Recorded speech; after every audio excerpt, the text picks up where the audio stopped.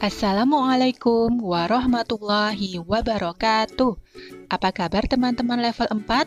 Semoga selalu dalam keadaan sehat dan bersemangat ya teman-teman. Insya Allah, hari kini kita akan belajar budaya Banyumasan, pelajaran keempat dengan tema Kesenian Tradisional Banyumasan Begalan. A. Sejarah Begalan. Tradisi Begalan. Kata begalan berasal dari bahasa Jawa yang artinya perampokan. Sesuai dengan namanya, begalan dilatar belakangi oleh kisah pembegalan yang dialami Adipati Wirasaba. Tepatnya, pada saat Adipati Wirasaba ingin menikahkan putri bungsunya dengan putra sulung Adipati Banyumas. Pada saat Adipati Banyumas ingin membawa kedua mempelai ke Banyumas, mereka dihadang oleh seorang begal atau perampok berbadan besar.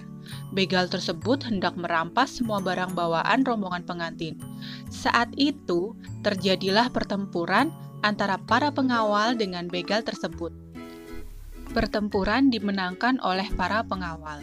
Perjalanan pun dilanjutkan hingga sampai tujuan dengan selamat. Setelah kejadian tersebut, leluhur daerah Banyumas berpesan kepada anak cucu untuk mentaati tata cara pernikahan. Hal tersebut dilakukan agar kedua pengantin terhindar dari keburukan. Tradisi begalan biasa dilaksanakan saat resepsi pernikahan anak laki-laki sulung atau bungsu. Pada dasarnya, tradisi begalan merupakan kesenian Banyumas dalam bentuk talian rakyat. Tradisi begalan ini dipercaya dapat membawa kebaikan bagi pasangan pengantin. Tradisi begalan masih terus dilakukan hingga saat ini. B. Proses dan ketentuan dalam tradisi begalan. Tradisi begalan merupakan seni tari rakyat yang diiringi oleh gending. Pertunjukan tradisi begalan dilakukan oleh dua orang penari. Seorang bertindak sebagai pembawa barang bernama Gunareka dan seorang lagi bertindak sebagai perampok yang bernama Reka Guna. Tradisi begalan dilakukan dengan ketentuan-ketentuan berikut. Yang pertama, tradisi begalan diiringi oleh gamelan Jawa, sedangkan gerakan tarian disesuaikan dengan irama gamelan. Yang kedua, tarian begalan dimainkan oleh dua orang penari pria yang memerankan Gunareka dan Reka Guna. Yang ketiga, dialog berisi nasihat-nasihat penting dan disampaikan dengan gaya jenaka. Yang keempat, tradisi begalan biasa dilaksanakan pada siang atau sore hari. Waktu yang dibutuhkan untuk melakukan pementasan begalan sekitar 1 jam. C. Kostum, riasan, dan perlengkapan dalam tradisi begalan. Yang pertama, kostum. Kostum yang digunakan sangat sederhana. Penari yang berperan sebagai Reka Guna dan Gunareka hanya perlu mengenakan pakaian adat Jawa. Pakaian yang digunakan terdiri atas baju koko hitam, stagen atau sabuk, celana komprang warna hitam, kain sarung, sampur atau selendang untuk menari, dan ikat wulung berwarna hitam. Yang kedua, riasan. Riasan yang dipakai juga sangat sederhana, karena begalan termasuk kesenian rakyat yang bersifat sederhana. Para penari membuat campuran antara minyak kelapa dan arang yang dihaluskan. Campuran berwarna hitam tersebut untuk membuat kumis, jambang, dan alis.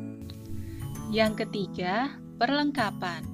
Ada beberapa perlengkapan yang digunakan saat pertunjukan begalan, yaitu pikulan, pedang lira, dan brenong kepang.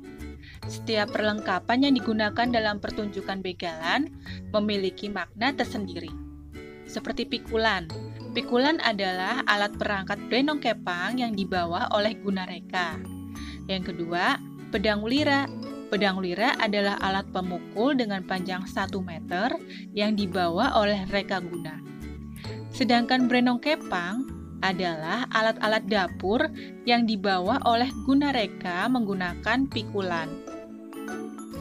Nah, berikut adalah alat-alat dapur yang terdapat dalam brenong kepang.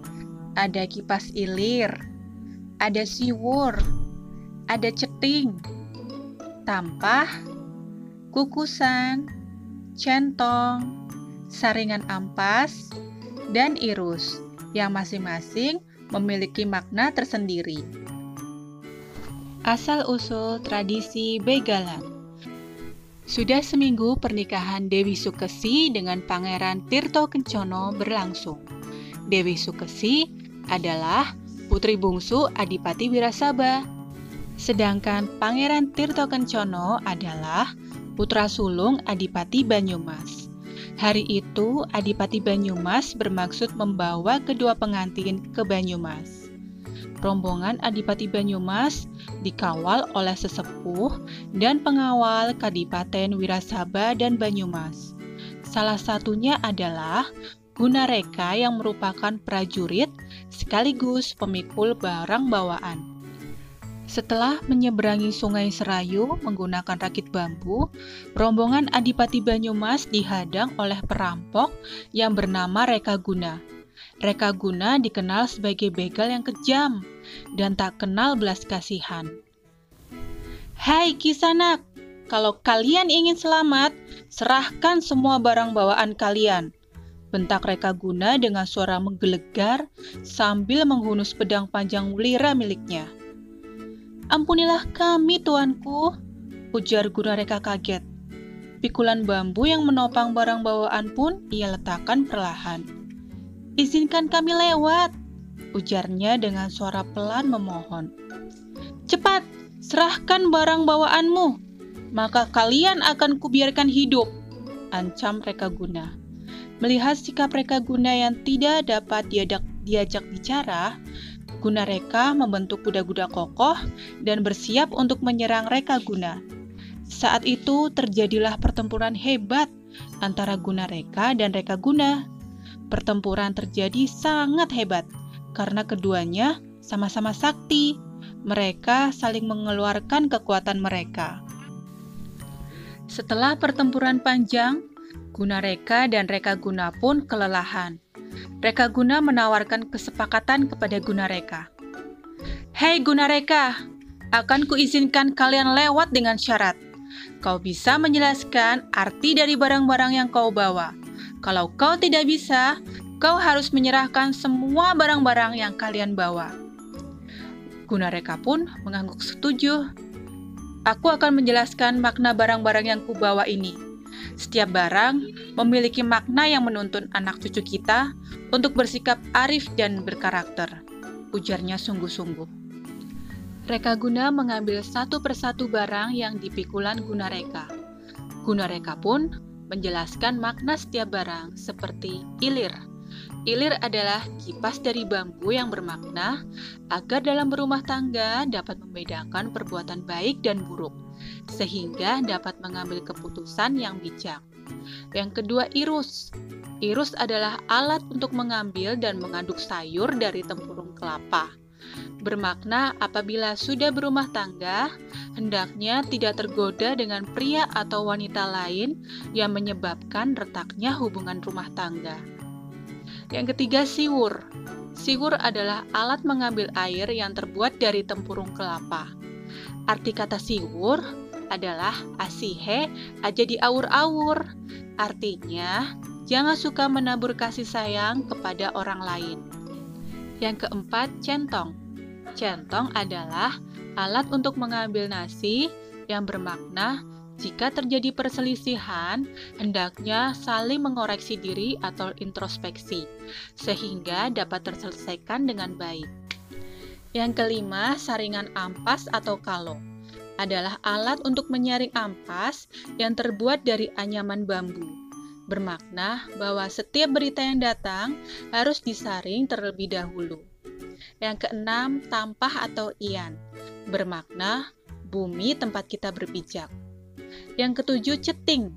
Ceting adalah alat untuk tempat nasi terbuat dari bambu, yang bermakna bahwa manusia hidup bermasyarakat tidak boleh semaunya sendiri, tanpa memperdulikan orang lain dan lingkungannya. Yang kedelapan, kukusan.